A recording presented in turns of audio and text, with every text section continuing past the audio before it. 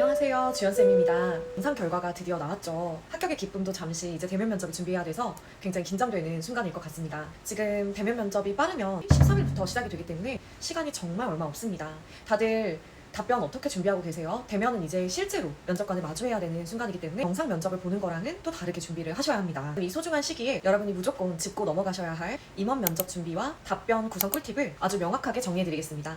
오늘도 꿀팁이 너무 많아서요. 영상이 길어질 예정이에요. 그래도 꼭 저장해 두시고 철저하게 준비해 후회 없는 면접이 되시길 바라겠습니다. 임원 면접 꿀팁 첫 번째, 기출 문제를 보고 답변을 준비할 때 그냥 그 답변을 읽자마자 바로 답변을 준비하시죠, 보통. 그런데 우리가 가장 먼저 해야 될 거는 면접관이 이 질문을 도대체 왜 물어봤을까? 그 의도 파악을 먼저 하셔야 합니다. 예를 들어 단골 기출 문제인 스트레스 해소법에 대해 한번 살펴볼까요? 스트레스 해소법을 여러분 왜 물어볼까요? 승무원이라는 직업은 기내라는 한정된 공간에서 높은 수준의 감정 노동을 수행하고 동시에 시차 적응까지 해야 하는 직무입니다. 그렇기 때문에 평소에 여러분들이 스스로를 어떻게 돌보는지 그리고 관리하는지가 정말 중요해서 던지는 질문입니다. 그렇다고 해서 억지로 승무원의 직무랑 연결된 스트레스 해소법을 말하실 필요는 전혀 없습니다. 소박하더라도 나만의 진짜 스트레스 해소법을 이야기하되 내가 평소 정서적인 관리를 건강하게 잘하고 그리고 회복 탄력성이 좋은 사람이라는 긍정적인 인상만 자연스럽게 스며들면 충분합니다. 인위적인 답변은 금물이에요. 여기서 실제 기출 문제를 하나만 더 들여다보겠습니다. 대한항공의 단골 기출 중에 수군가의 자라와 토끼 중 누가 승무원에 더 적합한가? 라는 질문을 예시로 보겠습니다. 이런 예상치 못한 질문을 받으면 순간 당황해서 머리가 새하얘지기 쉽죠. 면접관이 이 질문을 하는 진짜 의도는 지원자가 승무원의 직무를 얼마나 깊이 이해하고 있는지 그리고 낯선 환경에서도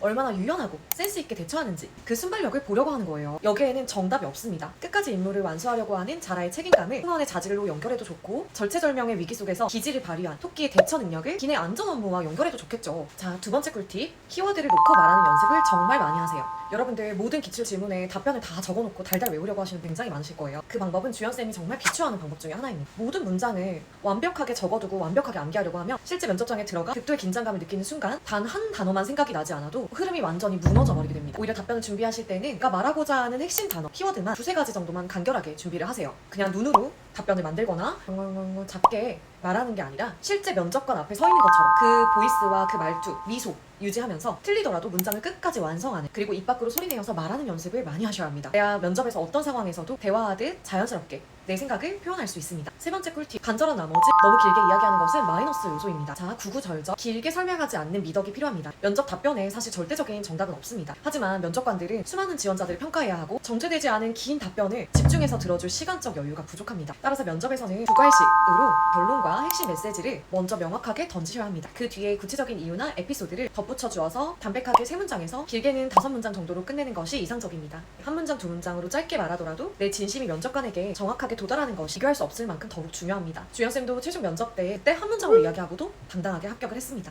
이 썰은 제가 다시 영상이 길어지니까 다시 촬영해서 말씀을 드릴게요. 자, 네 번째는요, AI가 만들어준 것 같은 뻔하고 인위적인 답변은 피하셔야 합니다. 이미 서류 작성에서도 영상 면접에서 내 자기소개와 지원 동기를 예쁘게 잘 적었잖아요. 이미 면접관들은 그걸 갖고 있고 이미 봤기 때문에 대면 면접에서도 똑같이 인위적으로 말씀하실 필요가 없습니다. 실제로 지난 상반기 면접에서 면접관들이 지원 동기를 물어봤어요. 근데 다들 인위적이게 AI같이 저는 누군가를 도왔을 때 보람을 느끼는 지원자입니다, 이렇게 말을 하니까 면접관들이 그거 말고 진짜로 우리 회사에 지원한 이유가 뭐예요? 라고 다시 본질적인 질문을 던지기도 하였습니다.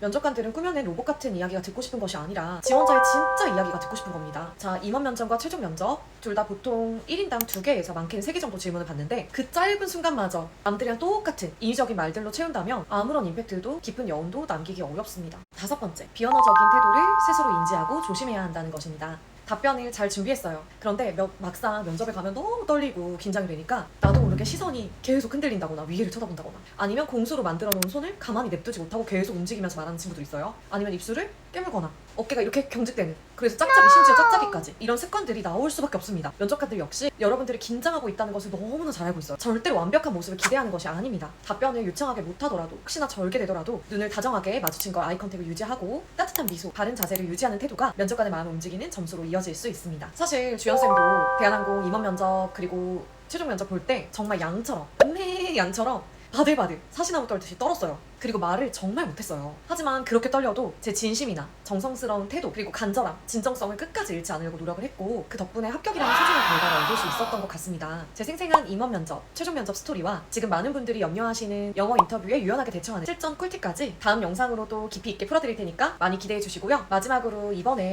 대한항공 2026년 상반기 실제로 나왔던 기출 문제들을 정리한 자료가 있어요. 필요하신 분들은 밑에 댓글에 남겨주시면 제가 DM으로 전송해드리도록 하겠습니다. 그리고 면접 관련해서 궁금한 점 있으시면 주연쌤에게 연락 주시고요. 여러분의 빛나는 합격 순간을 주연쌤이 진심을 다해 응원하겠습니다. 여러분 이번 면접 화이팅입니다. 잘 준비하세요.